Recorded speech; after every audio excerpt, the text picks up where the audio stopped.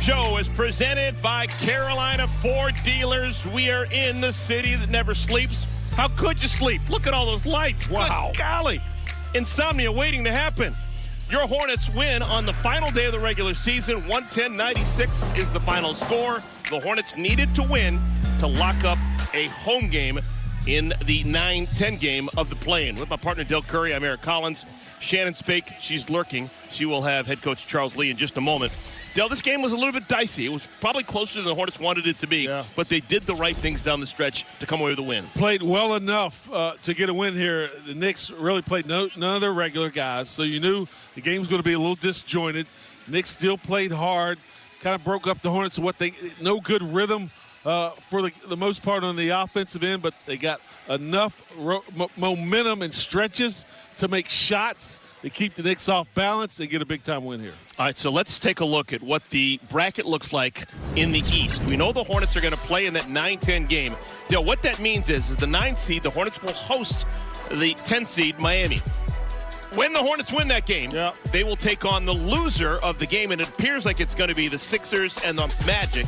That game will be on the road. At the winner or the loser of that game, either Philadelphia or the Magic, the Hornets will have to win 2 games to make it into the postseason as the 8th seed and then eventually take on Detroit. Yeah, that one game at home is big, and then you go on the road with either Philadelphia or Orlando. You played well in Orlando this season, and it was late. You got good muscle memory there. The Sixers, you don't know whether Joel Embiid will be back, but Paul George and Maxey are enough to carry a team.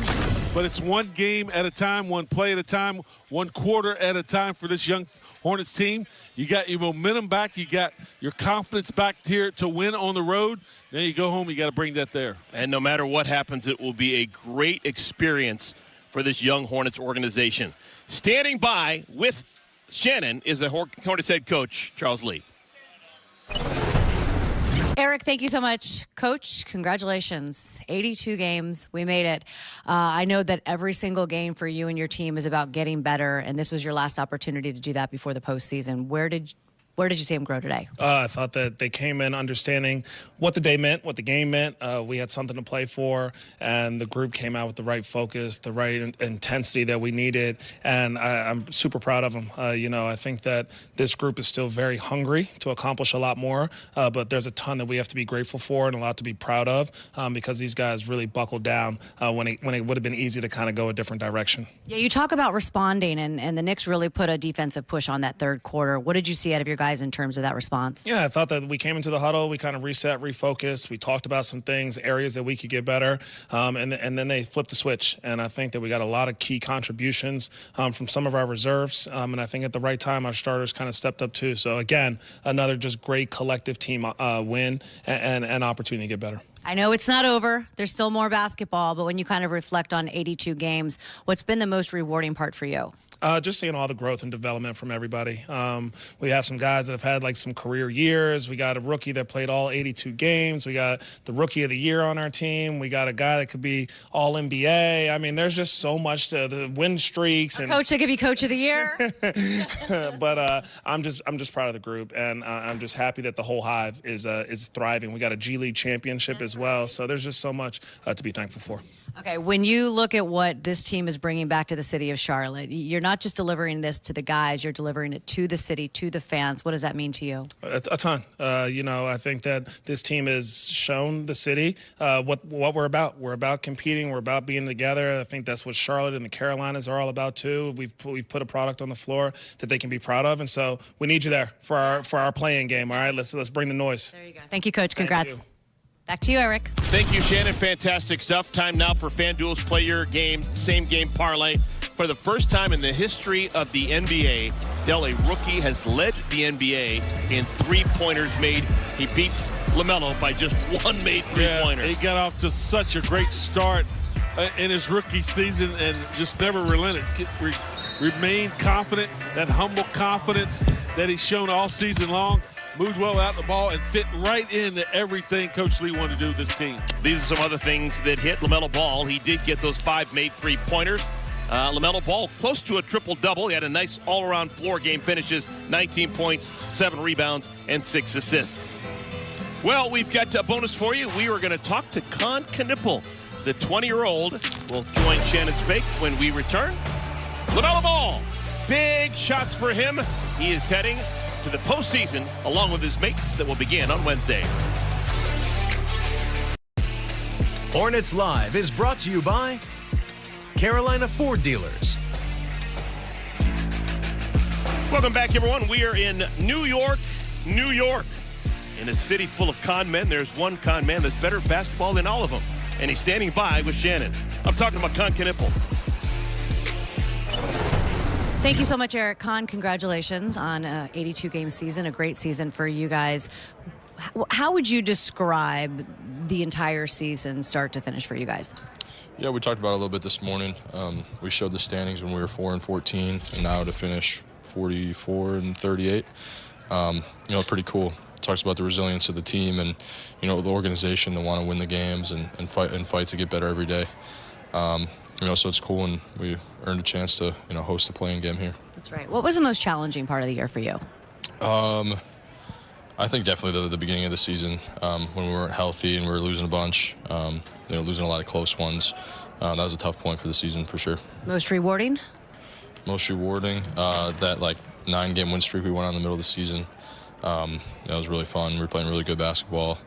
I'm looking forward to a big reason for why we're here in the play-in. Yeah, I want to ask you about that. Everybody talks about the way that you guys came together, the communication, the trust, the ball movement, how much fun you guys are having. What was the key to all of that? I know winning goes very far, but that started before the winning started. Yeah, I think it was, obviously we were here in the summer a lot. We got a young team, so we were all in the building all the time in the summer. So I think those days were important. But also just the commitment to getting better each day. That's what Coach preaches.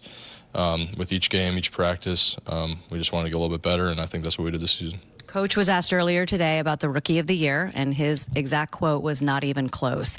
And he said it's not even close, not only because of what you did individually, but because of how you impacted the team. How does that second part impact your desire to win that? I think that's what I care about. How am I impacting my teammates? Am I making things easier for them? Am I helping our team win games? So that's where my focus goes. I think that's if everybody's focused on that, we'll have a good team. How much were you and LaMelo watching that three-point record? Well, we were passing each other, good looks, just trying to make the right reads. So there wasn't like somebody going in their jacket. We were passing it back and forth, trying to make the right play. Just happened to be me. Congrats on the season, on the postseason, and of course on the record. Hey, thanks, Shannon. Back to you guys. Shannon, thank you. Excellent stuff. Con trying to join LaMelo Ball as a Rookie of the Year winner. Yeah, LaMelo, again, showman. Everybody loves the way he entertains. His ability to read the defense when they try to run him off the line and show it. And then sidestep, quick release right there, relocating, moving without the ball.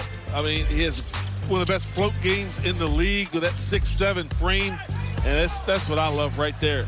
His attention to detail on the defensive end, putting an effort there, staying in front of the ball, using that frame again to deny shots, an all-around basketball player. He's our keys to the game, brought to you by Carolina Ford Dealers. We were thinking that maybe LaMelo's going to get a triple-double with his all-around game. Ended up not playing a bunch of the fourth quarter because the Hornets spread their lead. Yeah, still, affecting the game on both ends with the rebounds, the points, the assists, the steals.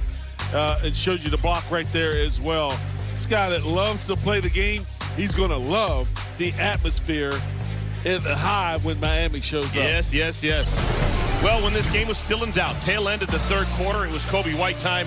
The Hornets, the last 14 points they scored in the third quarter were either scored or assisted on by Kobe White. Welcome back one final time. The Hornets did the right thing here in front of Spike Lee and the New Yorkers. They won a ball game they needed to win. They've clinched the number 9 seed. A lot of momentum in the Hornets locker room right now, and we need everybody to show up at the Hive, support your team. These guys have played hard all year long. They deserve for your continued support. If you got a Dwayne Wade jersey, I'm happy for you. Don't wear it uptown. Don't do it. Nope. Hornets win. For Dell, for Shannon, I'm Eric Collins saying good night and great season, Hornets.